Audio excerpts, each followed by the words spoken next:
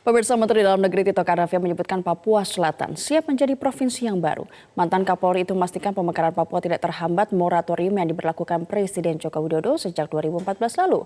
Rekan saya Eva Wondo akan memaparkannya untuk Anda. Eva Wondo, silahkan dengan pemaparan Anda.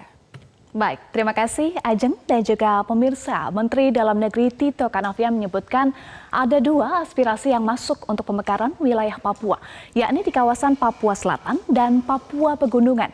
Namun dari kedua kawasan itu yang sudah siap menjadi provinsi baru adalah Papua Selatan.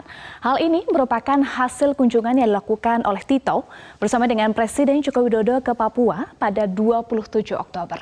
Lalu apa sebenarnya alasan pemekaran ini di tengah moratorium yang sedang diberlakukan oleh pemerintah sejak tahun 2014 lalu? Mari kita cek. Ya, kita lihat dulu pernyataan disampaikan oleh Menteri Dalam Negeri Tito Karnavian. Ini adalah pernyataan Tito Karnavian, pemerintah pusat kemungkinan mengakomodir hanya penambahan 2 provinsi. Ini yang sedang kami jajaki. Yang jelas Papua Selatan sudah oke. Itu adalah pernyataan dari Tito Karnavian. Lalu rencananya daerah-daerah ini sudah dipetakan yang akan masuk ke Provinsi Papua Selatan. Apa saja? Kita lihat. Iya, ini adalah daerah-daerah yang direncanakan akan masuk ke Provinsi Papua Selatan, yakni ada Kabupaten Asmat, lalu Kabupaten Bovendigol, lalu Kota Maroke, rencana pemekaran dari Kabupaten Maroke, lalu ada Kabupaten Mapi, dan juga Kabupaten Merauke. Itu adalah daerah-daerah yang diproyeksikan akan masuk ke Provinsi Papua Selatan.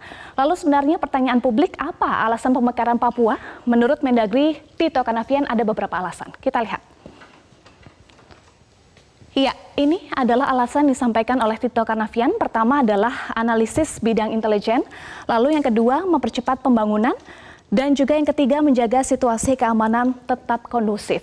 Tapi dari beberapa alasan ini, pemerintah memfokuskan pada alasan yang paling utama adalah pemerataan pembangunan. Mengapa pemerataan pembangunan ini bisa lebih baik kalau adanya pemekaran di Papua Selatan? Karena pemerintah meyakini bahwa dengan adanya pemekaran Papua Selatan, diharapkan pelayanan publik ini bisa menjadi lebih baik dan pembangunan dapat lebih dirasakan oleh masyarakat. Ya, Menko Polhukam Mahfud MD menilai bahwa wacana pemekaran Papua memang sangat dibutuhkan secara politis, ekonomis, dan juga administratif. Namun menurut Mahfud hal ini tetap perlu diantisipasi agar tidak menimbulkan kecemburuan dari daerah lain yang juga menginginkan hal serupa. Ini kita lihat pernyataan dari Mahfud MD. Iya, Mahfud MD menyatakan bahwa saya sudah bicara dengan Mendagri Tito Karnavian bahwa pemekaran akan dilakukan, tapi tentu dicari jalan-jalan proseduralnya. Yaitu pernyataan dari Mahfud MD, pencarian langkah prosedural bertujuan untuk mencegah timbulnya kecemburuan dari daerah lain di tengah moratorium yang diberlakukan oleh Presiden Joko Widodo sejak tahun 2014 yang lalu. Presiden Joko Widodo sempat menyatakan saat ini ada 183 wilayah di Indonesia yang mengusulkan pemekaran. Hanya saja pemerintah masih memberlakukan moratorium pemekaran daerah sebab anggaran yang dimiliki pemerintah terbatas. Nah, sejak tahun 1999 sampai 2014 ada 223 daerah otonomi baru atau DOB dengan perincian 8 provinsi, 181 kabupaten, dan 34 kota. Maka saat ini Indonesia punya 542 daerah otonom terdiri dari 34 provinsi, 415 kabupaten, dan 93 kota. Ya, kita akan lihat selanjutnya pernyataan dari Mendagri periode sebelumnya, periode 2014-2019 Cahyokumolo. Nah, sebenarnya rencana pemekaran Papua ini juga sempat mengemuka saat Mendagri periode sebelumnya, periode 2014-2019 Cahyokumolo. Cahyo menyatakan bahwa enggak termasuk moratorium, beda lain. Ini dalam kebijakan strategis nasional, dasarnya sudah ada undang-undangnya, hanya tertunda saja. Jadi Cahyo menyatakan sudah ada dasar hukum untuk pemekaran Papua, hanya tertunda saja.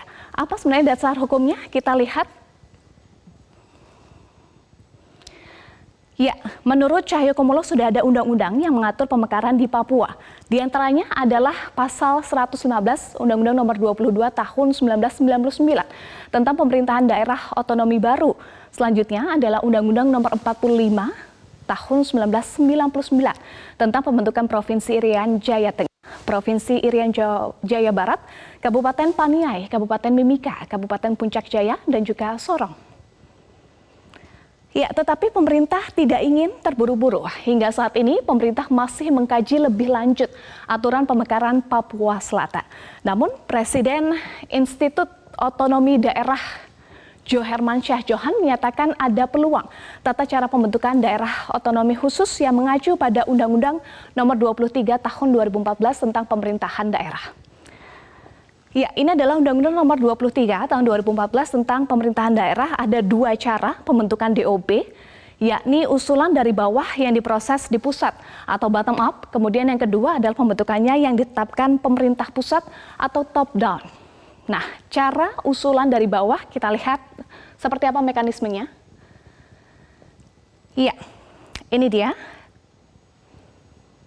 Ya, jadi cara usulan dari bawah memerlukan persetujuan kepala daerah dan DPRD daerah induk sampai pemerintah pusat dengan kajian dan evaluasi yang melibatkan tim independen. Cara kedua bisa dilakukan dengan 3 alasan, yakni daerah perbatasan, daerah kepulauan terluar, dan alasan lain seperti kepentingan strategis nasional. Nah, pernyataan dari Johermansyah Johan menyatakan bahwa jadi tidak perlu menggunakan mekanisme biasa, pemerintah bisa langsung memekarkan dengan alasan kepentingan strategis nasional atau daerah perbatasan, dan ini bisa memberikan kekhususan untuk Papua. Ya, Ajeng dan juga pemirsa, tentu kita masih akan menunggu hasil kajian dari pemerintah terkait rencana pemekaran Papua Selatan. Baik, Ajeng. terima kasih Eva Wondo atas pemaparannya. Kita tunggu apa yang akan dipaparkan besok hari ya. Terima kasih.